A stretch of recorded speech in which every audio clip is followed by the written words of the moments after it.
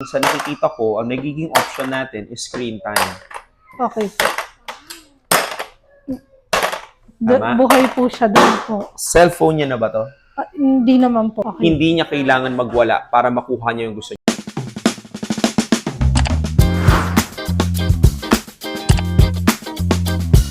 Sige po, kamusta po? 7 years old na po siya. Okay.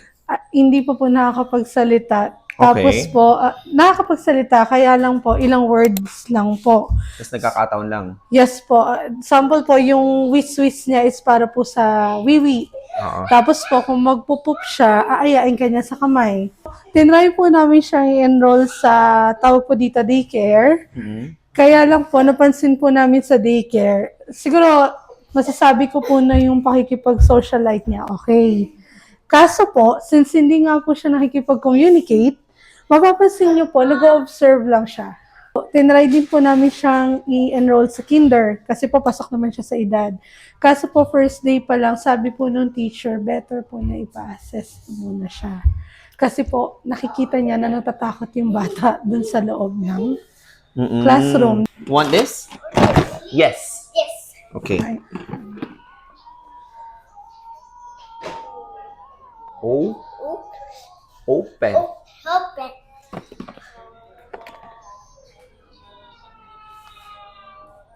Open. Open.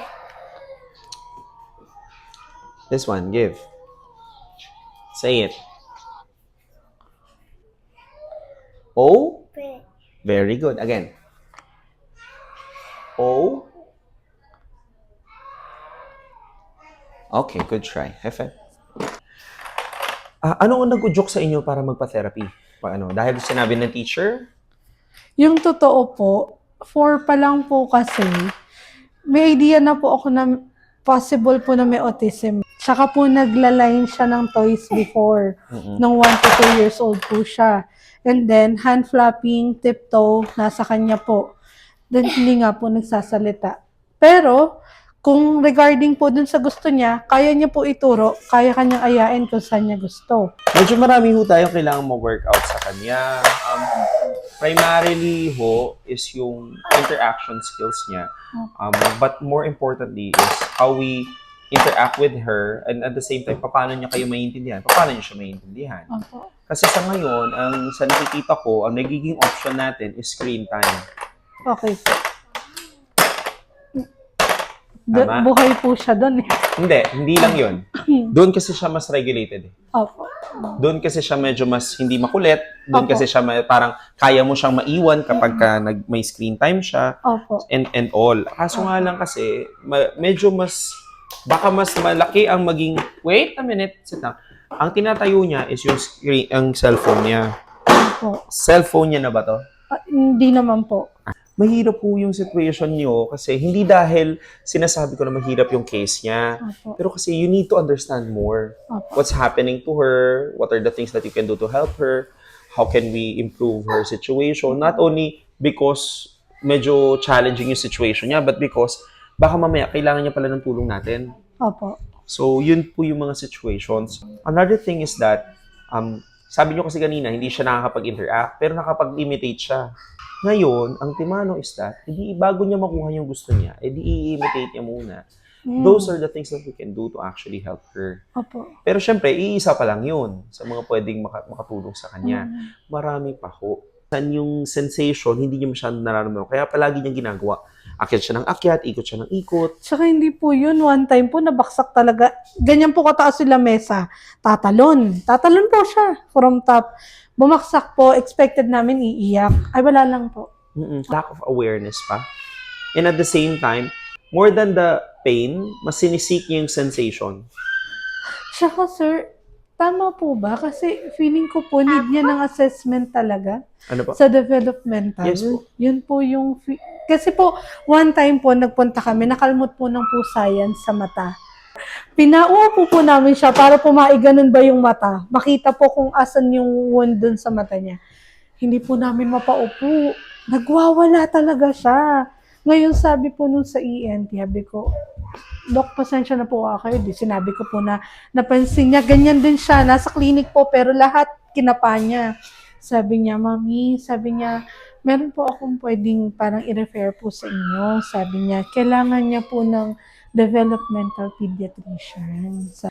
Medyo expensive, hindi, expensive po talaga para sa amin Opo. kasi sabi ko, hindi ko po alam kung kaya namin, napansin niyo po, inabutan siya ng 7. Kung hindi po namin nakita yung free screening niyo, Yes hindi po. po talaga kami makakarating Opo. dito. Okay na, she needs to undergo therapy. Okay po. Kasi masyado na marami yung kailangan nating habulin Okay with regards to po. her development. Opo. And actually, hindi lang po dahil sa kanya, kailangan nyo rin na rin po matutunan kung paano siya i-deal. With regards to the assessment from the doctor, again, at the end of the day, we still need that. Pero you can start the therapy naman while waiting for the assessment from the doctor. Kasi matagal pa naman yun eh. Mapag-iipunan nyo pa, 2027 pa yun. Okay. Ang assessment nila, matagal kasi magpa-wait ng slot sa kanila eh. Opo. Pero what I mean is that you need to start as soon as possible. Sabi ko nga, para maturuan din kayo. Opo. Hindi lang din siya. Hindi lang din matulungan natin siya, pero maturuan din kayo how to, example, ganyan. Ikot siya ng ikot. What are the things that we can do to actually help her? Wala siyang choice hanggat hindi niya tinatapos yung task. Okay. That's one. Isa na yun. Di magbibigay ka ng demands bago mo ibibigay yung cellphone. Opo. Ang tanong kasi dyan, ang susunod na tanong dyan, may oras ka ba? Natutukan siya. Kasi mabilis lang sabihin na tututukan mo siya. Pero baka yung tutok natin is attention na tutok. Tinitingnan mo siya, binabantayan mo siya. Ibang usapan kasi yung tinututukan ko siya, nabibigyan ko siya ng demand. Kasi why? Mahaba pa ho yan in terms of, example, ang gusto kong matarget is yung hitting niya. Mawala yung hitting. Paano ko ba mapapatanggal yung hitting? Ano bang pinanggagalingan ng hitting? Opo. Usually, yun yung i-educate sa inyo ng therapist. Madalas sa pinanggagalingan ng hitting is because hindi niya nakukuha yung gusto niya or may binabigay kang bagay na ayaw niya. Yung dalawa lang na yun. Ngayon, ang bottom line nun is that ano yung mga ways para kahit pa paano, nagpapang-abot kami. Masusolusyonan ko yung gusto niya, masusolusyonan niya rin gusto ko. Okay, you want cellphone? Lalagay ko yung cellphone dito, lalagay ko yung toy na paborito niya dito. Tatapusin natin tong activity na hindi mo gusto. Pag natapos mo tong activity na hindi mo gusto, tatapusin natin tong gusto mo, tapos may cellphone ka after. Susunod naman, mas dadamihan mo yung pinapagawa mo activity, same lang yung dami ng reward. Nung screen time niya, which is 30 minutes, let's say. O kaya, sabihin natin 10 minutes, or kung na 5 minutes. Hanggang sa Makasanayan niya po yung tama. hanggang sa hindi na niya kasasama ng loob yun kasi alam niya na yung sequence ng demands nyo. Okay. Hindi niya kailangan magwala para makuha niya yung gusto niya. Kailangan niya natapusin yung pinapagawa mo para makuha mo niya yung gusto niya. Which is yung cellphone na nanggaling kay daddy. So, routine po ang kailangan. Pwede, routine. Pwede rin kasi na hindi mo napapaintindi kung anong gusto mo mangyari sa kanya. Takot ka kasi doon sa frustration niya. Totoo po. Kasi Natatakot ka kasi na magwala siya kasi ang ingay po. ang ingay, magwawala siya, manasasaktan ka, at saka nakakahiya sa kapitbahay. Naka-row house pa naman po kami. Yun na nga po yung point. Gawin niyo po sa mga kapitbahay, magpakabait na lang kayo. Ay, pasensya na ho, labas-labas niyo. So that they would accept. Kasi at the end of the day, wala kang choice. Tapos kailangan strategic ka. Di hindi ka magpapasunod kapag kagabi kasi alam mo pag kagabi tulog na, mas mabilis magalit yung mga tao. Opo. Di magpasunod ka kapag ka mga tanghali kasi nagigets. So, meron pong isi-sequence nyo ho. So, ganun nyo po medyo aatakihin para medyo sa part nyo at saka sa part nila, syempre, wala kayong friction. Opo. Ayun. Pero yun po, marami yung options. Pero yun, search po kayo online, yun. Pwede nyo po. Ay, ito, yung mga screening namin ngayon, baka i-post din namin yan.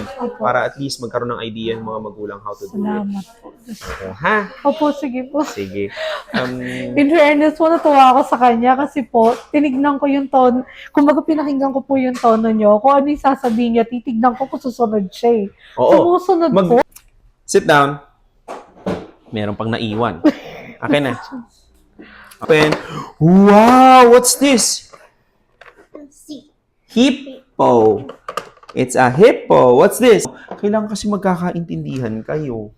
Tsaka napansin niyo po ba, parang blank yung tingin niya once po Ang tawag ho natin doon, fleeting eye contact. Okay. Fleeting, parang lumilipad yung eye contact niya. Kasi, ito yan. Ano ba ang meron sa'yo na ka-interest-interest? Kumaga tanong niya yun sa'yo. Ano bang meron sa'yo para titigan ka niya? Okay po. Wala naman eh. Sorry po ha. Sorry ha. Aray ko. Pero, nagigets niyo ho. Ngayon kasi wala siyang choice. Kailangan niya makuha yung kailangan ko para mabigay ko sa kanya yung gusto niya.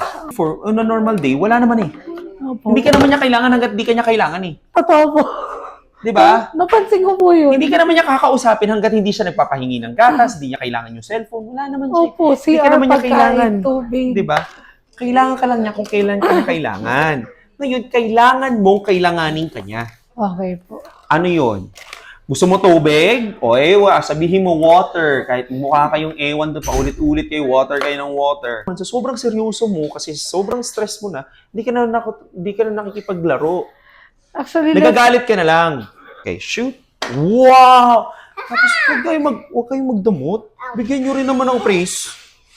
Ano mo ngayon, no? Oh, kakao. Green, go. What? Subok lang ngayon ng subok. At the end of the day, wala naman kayong choice kundi kailan naman magkakasama. totoo po. Gagawan nyo naman ng paraan yan. O di, okay lang. Sige. Ganun. Subukan nyo lang kung subukan. Try nyo lang din. Saka mag-search kayo online kung talagang wala talaga. Ayun. So, yun din ang reason why we do some ganito, yung mga free screening. Opo. Tapos we also do, yun nga, parang, kaya nag-a-ask din kami ng permission for the videos kasi nga para at least may makakatulong pala sa inyo. Totoo po. Ayun, so, Charlie. ay, nabali. Diyos. Ay, tignan niyo po eye contact niya pagka masaya siya. High five. Nagtatagal. Ay, nabali. Ay, nabali. Ay, nabali na naman. Ay. Ayun, ha? Sige Sige po. Thank you po.